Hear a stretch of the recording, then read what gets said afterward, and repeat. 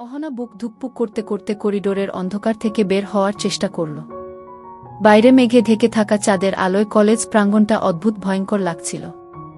বাতাসে ভেসে আসছিল ভেজা মাটির গন্ধ, কিন্তু তার সঙ্গে যেন মিশেছিল অজানা এক আতঙ্ক। হঠাৎ পেছনে পায়ের শব্দ। কেউ ধীরে ধীরে এগিয়ে আসছে। অহনা ভয়ে কাঁপতে কাঁপতে বলল, কে কে ওখানে? কোনো উত্তর নেই, শুধু পায়ের শব্দ কাছে আসছে। সে দৌড়ে লাইব্রেরির দিকে ছুটল।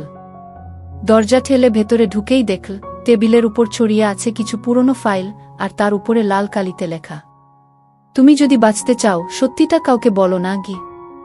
অহনা ফাইলগুলো উল্টে দেখতে গিয়েই বুঝল এগুলো কলেজের পুরনো রেকর্ড। আর একটাই স্পষ্ট ছবি, অনন্ত স্যারের সঙ্গে এক মেয়ে দাঁড়িয়ে আছে, যার চেহারা একেবারে অহনার মতো। তখনই হঠাৎ আলো নিভে গেল। দরজা ধীরে ধীরে বন্ধ হয়ে গেল ভেতর থেকে। অন্ধকারে কণ্ঠস্বর, তুমি আমাদের খুঁজে পেয়েছ, এখন তুমি বেরোতে পারবে না গি। অহনা চিৎকার করতেই ফাইলের ভেতর থেকে উড়ে এল একটা ছোট্ট কাগজ। আজ রাতেই সব শেষ হবে। অহনা সিঁড়ি দিয়ে উপরে উঠছিল ক্লাসরুমের দিকে। হঠাৎ মনে হলো কে যেন পিছন থেকে তার ওড়না হালকা টান দিল। চমকে পেছনে তাকাতেই অবাক হয়ে গেল অহনা। দাঁড়িয়ে আছে অনন্ত স্যার, কলেজের সবচেয়ে রাগী এবং স্টাইলিশ শিক্ষক। অনন্ত স্যার গম্ভীর মুখে বললেন, অহনা, এত দেরি করে আসছো কেন? ক্লাস শুরু হয়ে গেছে গু।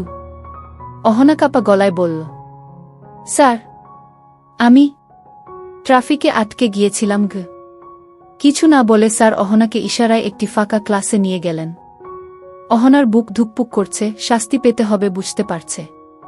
অনন্ত স্যার কিছুক্ষণ চুপ করে দাঁড়িয়ে রইলেন, তারপর গম্ভীর গলায় বললেন, তুমি জানো আমি দেরি একদম পছন্দ করি না, কিন্তু একটা জিনিস খেয়াল করেছি, তুমি পড়াশোনায় খারাপ নও, তবুও অঙ্কে ভুল করছো। কি হয়েছে? কোনো সমস্যা? অহনা মাথা নিচু করে বলল, স্যার, বাসার অবস্থা ভালো না, পড়ার সময় পাইনি গে। অনন্ত স্যার কিছুক্ষণ তাকিয়ে রইলেন, তারপর হালকা গলায় বললেন, তোমাকে সাহায্য করব, কিন্তু শর্ত হলো তুমি প্রতিদিন বাড়ির কাজ ঠিকমতো করবে। এখন ক্লাসে যাও। অহনা স্বস্তির নিঃশ্বাস ফেল, কিন্তু তার মনটা অস্থির হয়ে রইল। স্যার হঠাৎ এত কঠোর থেকে নরম হয়ে গেলেন কেন? এর পেছনে কি কোনো রহস্য আছে? ক্লাসে গিয়ে অহনা দেখে স্যার দূর থেকে মুচকি হাসছেন, অথচ এই স্যারের হাসি খুব কম দেখা যায়। অহনার মনে কেবল একটি প্রশ্ন, স্যার আমার প্রতি এত নজর দিচ্ছেন কেন? এর পিছনে কি কারণ লুকিয়ে আছে? 3 দিন ধরে অহনা কলেজে যায়নি। হাত পায়ের ব্যথা একদিকে আর মন খারাপ অন্যদিকে। মনে হচ্ছিল, স্যার আমাকে এত কড়া শাস্তি দিলেন কেন? ওনার চোখে এত রাগ কেন? 3য় দিন অহনা সাহস করে কলেজে ফিরল। ক্লাসরুমে ঢুকে চমকে উঠল। অনন্ত স্যারের ডান হাতে সাদা ব্যান্ডেজ, তার উপরে শুকনো রক্তের দাগ। অহনা ধীরে ধীরে পাশের মেয়েটির দিকে ঝুঁকে ফিসফিসিয়ে জিজ্ঞেস করল, এই শুনো, স্যারের হাতে কি হয়েছে? মেয়েটি নিঃশ্বাস ফেলে বলল, কেউ জানে না। স্যার বলেন এমনি কেটে গেছে, কিন্তু দাগ দেখে মনে হচ্ছে গভীর কিছু গু। অহনার বুকটা কেঁপে উঠল। স্যারের মতো কঠিন মানুষ কি নিজের কষ্ট লুকোতে পারে? তবে আসল ব্যাপার কি? ক্লাসে পড়া শুরু হলো, কিন্তু অনন্ত স্যারের গলায় আজ এক অদ্ভুত ক্লান্তি। স্বাভাবিক রাগী ভাবটা নেই। অহনা লক্ষ্য করল মাঝে মাঝে স্যার ব্যথায় হাতটা হালকা চেপে ধরছেন। হঠাৎ অনন্ত স্যার বললেন, অহনা, বোর্ডে এসে আজকের সমাধানটা করক। অহনা কাপা হাতে মার্কার নীল। বোর্ডে অঙ্ক করতে করতে তার চোখ বারবার চলে যাচ্ছিল স্যারের হাতে। রক্তের দাগ যেন অনেক কিছু লুকিয়ে আছে। মনোযোগ দাও। স্যারের কণ্ঠে কঠোরতা ফিরল। অহনা চমকে উঠল। সমাধান শেষ করে বেঞ্চে বসল, কিন্তু মনটা কাঁপছে। ক্লাস শেষে সবাই বেরিয়ে গেল। অনন্ত স্যার হঠাৎ অহনাকে ডাকলেন, তুমি থেকে যাও, তোমার সাথে কিছু কথা আছে গি। অহনার বুকের ভেতর ধুকপুকানি আরও বেড়ে গেল। কেন ডাকলেন? আবার কি বকবেন? নাকি আরও শাস্তি? ফাঁকা ক্লাসরুম, বাতাসের শব্দ যেন অদ্ভুত নিস্তব্ধতা তৈরি করেছে। অনন্ত স্যার জানালার বাইরে তাকিয়ে গম্ভীর গলায় বললেন, তুমি কি জানতে চাও না আমার হাতে কি হয়েছে?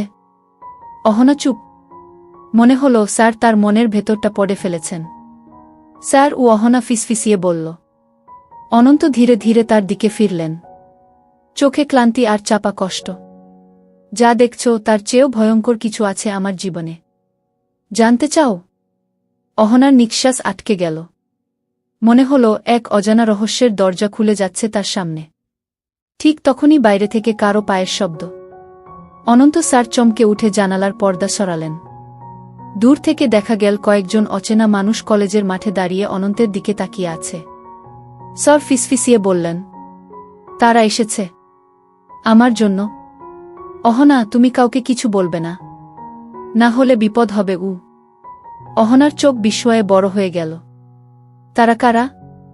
স্যার কি জটিলতার মধ্যে আছেন? ফাঁকা ক্লাসরুমে অনন্ত স্যারের শেষ কথাগুলো অহনার মাথায় ঝড় তুলল। তারা এসেছে আমার জন্য। কাউকে কিছু বলবে না, না হলে বিপদ হবে। অহনা কিছু বলার আগেই স্যার তাড়াহুড়া করে দরজা খুলে বেরিয়ে গেলেন। বাইরে পা রাখতেই অহনা দেখতে পেল মাঠের পাশে 3 জন অচেনা মানুষ দাঁড়িয়ে আছে, চোখে অদ্ভুত দৃষ্টি, যেন কাউকে খুঁজছে। স্যার সোজা তাদের পাশ দিয়ে হেঁটে গেলেন, কিন্তু তারা স্যারের দিকে তাকিয়ে রইল, যেন কিছু বলতে চাইছে। অহনার গা শিউরে উঠল। এরা কারা? স্যারের সাথে এদের সম্পর্ক কি? পরের দিন সকাল, অহনা কলেজের লাইব্রেরিতে একা বসে অঙ্ক কষছিল।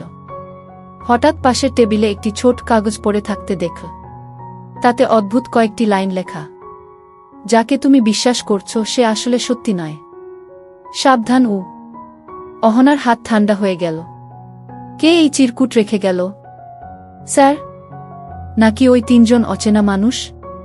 ঠিক তখন অনন্ত স্যার লাইব্রেরিতে ঢুকলেন। স্বাভাবিক মুখে বললেন, অহনা, কালকে তোমাকে ভয় পাইয়ে ফেলেছি, কিন্তু তুমি যেভাবে মনোযোগ দিয়ে পড়ছ, ভালো লাগল। অহনা উত্তর দিল না, চিরকুটটা মুঠো করে লুকিয়ে ফেল। বিকেলে ক্লাস শেষ হলে অহনা কলেজের পেছনের বাগানের দিকে গেল, কারণ কাগজে আরও একটি লাইন ছিল। সত্য জানতে চাইলে বাগানের পুরনো শেডে এসো। অন্ধকার শেডের দরজাটা কড়মট করে খুলতেই অহনা দেখল ভেতরে এক অচেনা মানুষ দাঁড়িয়ে, মুখ আড়াল করা। সে ফিসফিসিয়ে বলল, তুমি অহনা? ওনার কাছাকাছি এসো না। উনি যাকে বলে শিক্ষক সেটা এক অভিনয় মাত্র। ওনার অতীত জানলে তোমার পৃথিবী কেঁপে উঠবে। অহনা চমকে গেল, কিন্তু তখনই পেছন থেকে আরেকটি কণ্ঠস্বর, গভীর, রাগী। এখানে কি করছো অহনা? ঘুরে দাঁড়াতেই দেখে অনন্ত স্যার। অনন্ত স্যারের রাগী কণ্ঠে পেছন থেকে ডাকা মাত্র অহনা কেঁপে উঠল। ফাঁকা শেডের ভেতরে দাঁড়িয়ে থাকা অচেনা মানুষটা মুহূর্তে অদৃশ্য হয়ে গেল, যেন কোথাও লুকিয়ে পড়েছে। অনন্ত স্যার ধীরে ধীরে এগিয়ে এলেন। এখানে কি করছো? অহনার কণ্ঠ আটকে গেল, কিছু বলতে পারল না। স্যার হঠাৎ চারপাশে তাকালেন, যেন কাউকে খুঁজছেন। তারপর নিচু গলায় বললেন, কেউ তোমার সাথে কথা বলেছিল? অহনা মাথা নাড়ল, কিন্তু মনের ভেতর ভয় আর প্রশ্নের ঝড়। স্যার কি সব জানেন, নাকি তিনি এই রহস্যের মূল চরিত্র? স্যার বললেন, তুমি যা দেখেছ, যা শুনেছ, সব ভুলে যাও। এই জায়গা আর কখনো আসবে না, না হলে বিপদ তোমার উপরও নেমে আসবে। অহনার বুক ধুকপুক করছে। স্যার, সত্যি কি? আপনি কি লুকাচ্ছেন? অনন্ত কিছু বললেন না, বরং দরজা খুলে বাইরে বেরিয়ে গেলেন। অহনা অসহায়ভাবে দাঁড়িয়ে রইল। পরের দিন কলেজে আরও অদ্ভুত ঘটনা ঘটল। অনন্ত স্যারের গাড়ির কাছে লাল কালিতে লেখা, সময় শেষ, সত্য প্রকাশ করক। ক্লাসে স্যারের মুখে কোনো অভিব্যক্তি নেই, কিন্তু অহনা দেখল স্যারের চোখে আতঙ্কের ছায়া। হঠাৎ লাইট চলে গেল, পুরো বিল্ডিং অন্ধকারে ডুবে গেল। ঠিক তখনই কেউ অহনার কানে ফিসফিসিয়ে বলল, ওর কাছাকাছি থেকো না, আজ রাতেই সব শেষ হবে। অহনা ঘুরে দাঁড়াতে গিয়ে দেখল কেউ নেই, কিন্তু অনন্ত স্যার দরজার সামনে দাঁড়িয়ে আছেন। তার দৃষ্টি সোজা অহনার দিকে। কলেজের অন্ধকার করিডোরে দাঁড়িয়ে আছে অনন্ত স্যার। তার চোখে এক অদ্ভুত দৃষ্টি, ক্লান্তি, রাগ আর ভয় মিশ্রিত। অহনা থরথর করে কেঁপে উঠল। স্যার! লাইট চলে যাওয়ার পর কেউ আমার কানে কিছু বলল। কে ছিল সে? অনন্ত গম্ভীর গলায় বললেন, তুমি কিছু শুননি, কেউ কিছু বলেনি, যা দেখছ সব ভুল। কিন্তু অহনার মনে হল স্যার যেন নিজেকেই বোঝাচ্ছেন। ঠিক তখনই করিডোরের দূরে হঠাৎ ঝলসে উঠল একটি আলো। কেউ একজন হাতে ছোট্ট একটি টর্চ নিয়ে ইশারা করছে। অহনা ভয়ে জমে গেল। স্যার এক পা এগিয়ে বললেন, অহনা, তুমি ক্লাসরুমে ফিরে যাও। আজকের রাতটা শান্ত থাকুক। কিছু জানার চেষ্টা করো না আগে। অহনা সাহস করে বলল, কিন্তু স্যার, আমি কেন বারবার টার্গেট হচ্ছি? কারা ওরা? অনন্ত গভীর নিঃশ্বাস ফেলে বললেন, কারণ তুমি ভুল সময়ে ভুল জায়গায় ছিলে গু। হঠাৎ টর্চের আলোটা নিভে গেল। সবকিছু আবার অন্ধকারে ডুবে গেল। মুহূর্তের মধ্যে স্যারও কোথায় যেন মিলিয়ে গেলেন। অহনা একা দাঁড়িয়ে রইল, কিন্তু মনে হলো কেউ পেছন থেকে তাকিয়ে আছে। তারপর শোনা গেল ধীর, শীতল কণ্ঠস্বর, আগামীকাল সব জানা যাবে, কিন্তু তার আগে কেউ মরবে গু। অহনার বুক কেঁপে উঠল। কে মরবে? স্যার নাকি সে নিজে? অহনা বুক ধুকপুক করতে করতে করিডোরের অন্ধকার থেকে বের হওয়ার চেষ্টা করল। বাইরে মেঘে ঢেকে থাকা চাঁদের আলোয় কলেজ প্রাঙ্গণটা অদ্ভুত ভয়ঙ্কর লাগছিল। বাতাসে ভেসে আসছিল ভেজা মাটির গন্ধ, কিন্তু তার সঙ্গে যেন মিশেছিল অজানা এক আতঙ্ক। হঠাৎ পেছনে পায়ের শব্দ। কেউ ধীরে ধীরে এগিয়ে আসছে। অহনা ভয়ে কাঁপতে কাঁপতে বলল, কে? কে ওখানে? কোনো উত্তর নেই, শুধু পায়ের শব্দ কাছে আসছে। সে দৌড়ে লাইব্রেরির দিকে ছুটল। দরজা ঠেলে ভেতরে ঢুকেই দেখল টেবিলের উপর ছড়িয়ে আছে কিছু পুরনো ফাইল, আর তার উপরে লাল কালিতে লেখা, তুমি যদি বাঁচতে চাও সত্যিটা কাউকে বলো না গি। অহনা ফাইলগুলো উল্টে দেখতে গিয়েই বুঝল এগুলো কলেজের পুরনো রেকর্ড।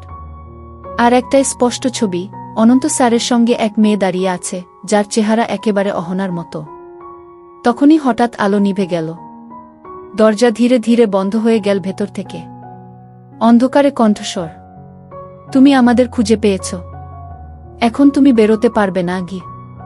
অহনা চিৎকার করতেই ফাইলের ভেতর থেকে উড়ে এল একটা ছোট্ট কাগজ। আজ রাতেই সব শেষ হবে।